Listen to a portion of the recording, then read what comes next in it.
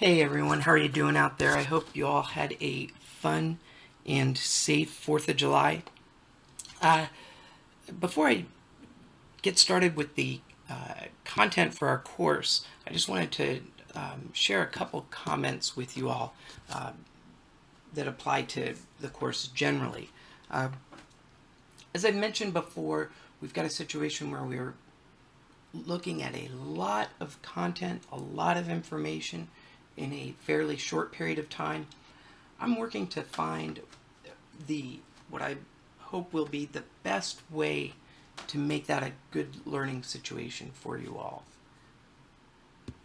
So in that context, you'll see that I'm doing a few things different from how we've done them in the past. For example, these uh, recorded lectures. I usually do maybe one or two of those throughout the semester, and here we are in the second week and I'm already doing my second one. It just occurs to me that it's a fairly efficient way to kind of cut to the chase of what I really want to underline for you all. So I will be grateful for any feedback that you guys have. Is that helpful for you? Is that not helpful for you? Would it be better to stick with the way that the modules have been prepared in the past? Or in this situation, is it helpful to have a spoken kind of lecture? One thing I should point out in that context is it's very important that you all are sticking on top of the reading, because I'm not going to go over the book point by point. There's just too much, and it's not a good use of your time. And I really think if you overload people, they reach a point where they're not learning anymore. So I'm trying to share this information in digestible bites in a way that's really workable for you guys. And in line with that, for this week we had kind of 4 sub-content areas. In this first lecture, I'm going to just talk about characteristics of competent crisis counselors. And then I'll share brief lectures on the other 3 subtopics throughout the week over the next couple days. This way you're not getting it all dumped on you at the same time. Okay, so moving on to the competent counselor topic.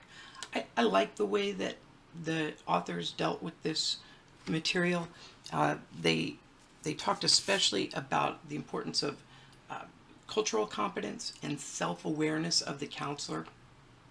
I think certainly that is always important in counseling, but in particular in crisis counseling situations. Let's think about disaster counseling situations in particular. Cultural competence is really going to be important. It's going to sort of go way beyond any ideas of political politeness, political correctness, and really gets to the heart of being able to do our jobs effectively. When we're working with folks in a crisis in their community, we are sort of stepping into their world, and we need to be able to meet folks where they are at. So that involves us being aware of cultural dynamics that are at play, us being aware of biases that we may have, of our perspective, and the degree to which our perspective is defined by our individual experiences. So I'm going to talk really quickly about a model. This is not in our textbook, about a model for cultural competency that I think is especially helpful in a crisis counseling dynamic. Respectful model. It's put together by a couple authors, DeAndrea and Daniels, back in 2001. And that's a good 15, 16 years old now, but the way of thinking in this model is actually pretty cutting edge, and there's a lot of research coming out on this approach right now.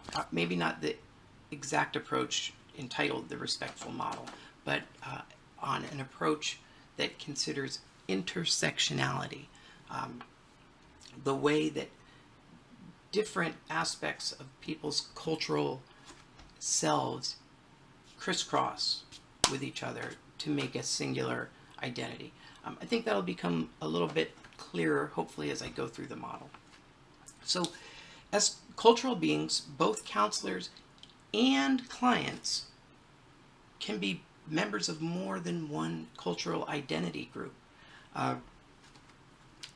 A person can be a woman and at the same time have a racial ethnic identity, a regional identity, a socioeconomic identity.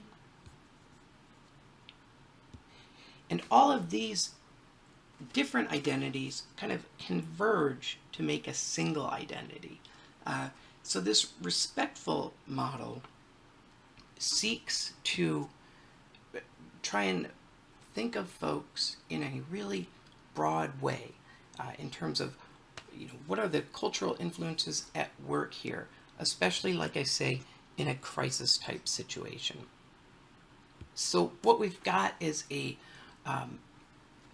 model that really kind of hones in on awareness of that intersectionality.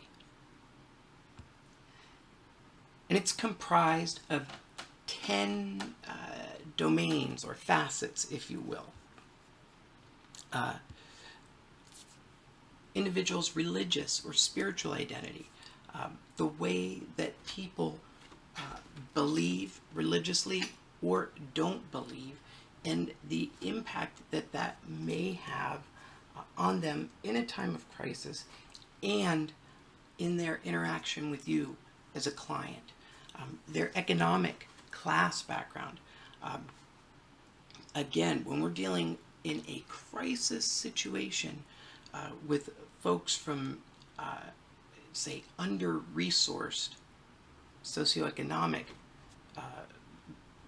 circumstances, that's something to be aware of. It's going to impact the way that they're experiencing their crisis, the resources that are available to them, and what they're bringing to the counseling relationship. Clearly, sexual identity is always, I would extend this to include gender identity, is always going to be a factor in counseling. Psychological maturity, I think of in terms of where are people developmentally, especially if you're just becoming involved with someone in the midst of a crisis situation, you have no background with this person. You want to be considering, okay, what is their psychological maturity, or where are they developmentally is basically what we're asking. Are they someone with an intellectual disability? Are they someone with maybe emotional issues that are developmentally grounded? Basically, we're talking about what internal resources they have to deal with the world around them. Always, we would want to consider our ethnic and racial identity. We want to think about where people are in terms of their age. That's going to have an actual material impact on the way that they're responding to a crisis, whether we're thinking about young adults or seniors. We want to be mindful of the perspective that they're coming from. Do they have a history of trauma, either as individuals or as members of a group that has been kind of disenfranchised at the societal level? Individuals' family backgrounds matter.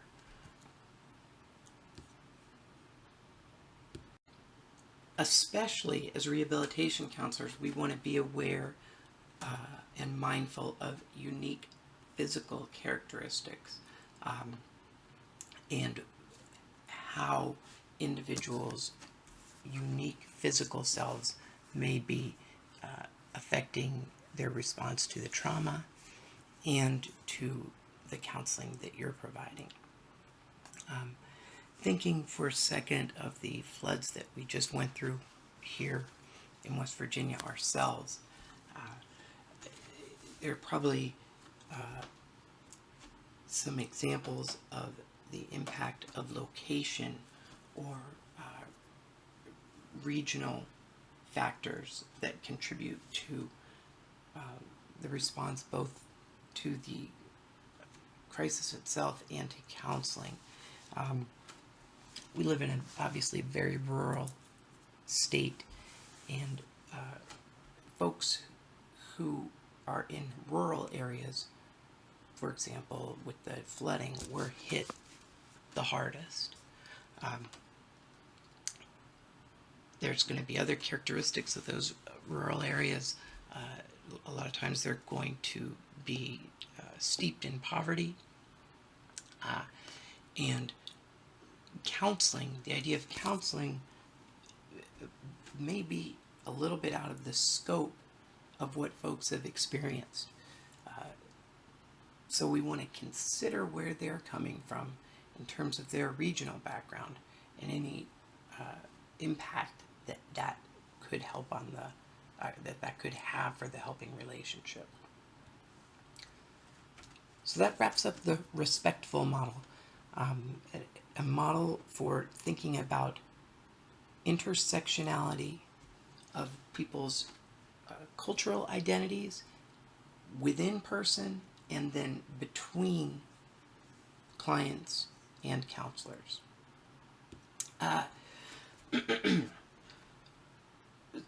So thinking again about competency more broadly, what are we really trying to do in a crisis situation as a counselor? Well, we're trying to do largely what we always try and do, but more quickly. We want to efficiently establish a good clinical rapport with people. Well, what makes clinical relationships work, helping relationships work? What factors influence the outcomes that people have? Well, the same factors that influence counseling generally. Communication is key. Focusing on empathy, non-judgmental attitudes, that genuineness, that authenticity comes up again and again, and we really want to ground our approach to people with a sense of respect, warmth, patience, and open-mindedness. Kind of flipping back to the ideas in the respectful model again, we want to be aware of our own values and biases that are working in the back of our mind there that we don't really give a lot of conscious thought to. We do want to give them some conscious thought and make sure that we are accounting for any biases that we might carry. And of course that involves increased self-monitoring and reflection.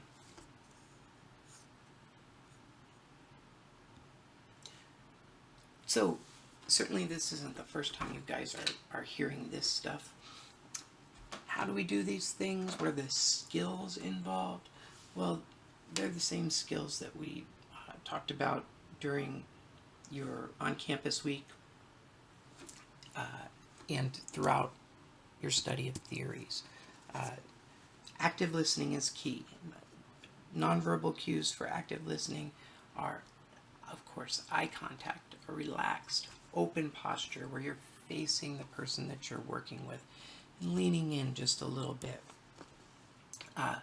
Active listening is cued verbally by short responses. Okay, I get that. Short little verbal responses by paraphrasing back what people say to you so that they know they've been heard. Mirroring feelings and asking questions that show that you're paying attention. We want to summarize interpret, clarify, probe, and confront. Now, in the crisis situation, this is going to be twofold. You're doing your counseling and you're building your rapport, and you're also getting a sense for what's happening, what's going on the ground, what the person has been dealing with.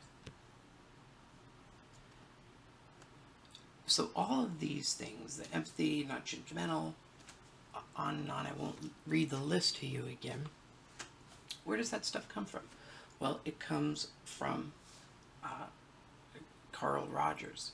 So really, in a crisis situation, and this isn't to say it is the only thing that you want to use, but something that you can certainly rely on is good, solid, person-centered Rogerian counseling. Getting in there, building your therapeutic alliance as quickly and as genuinely as you can. What Carl Rogers discovered is something called common factors. The term didn't exist yet, but what the common factors are elements of counseling that are present across theories and techniques. Active listening, you're going to do that in cognitive behavioral therapy, you're going to do it in solution-focused therapy, you're going to do it in any kind of treatment modality. Hopefully same for empathy, non-judgmental, etc. So really, when Carl Rogers developed person-centered, he was cluing into aspects of counseling, the most important aspects of counseling, and the ones that really have empirically been shown to work the best. So we really want to get in there as quickly as we can, relying on our kind of most basic foundational counseling skills, which again are largely represented in person-centered in Carl Rogers' theory, and develop a rapport quickly and efficiently. And we know from research that outcome for clients is largely determined by the presence of those core attributes identified by Rogers. So, okay, that's all I've got on this subtopic. 18 minutes. I went about 3 over. Like I said, I will break out the other subtopics for you guys tomorrow and the next day. If you have any questions, shoot me an email. And when I ask for feedback, it's sincere. Please do let me know if something's working for you or if it's not working for you. Take care, everybody.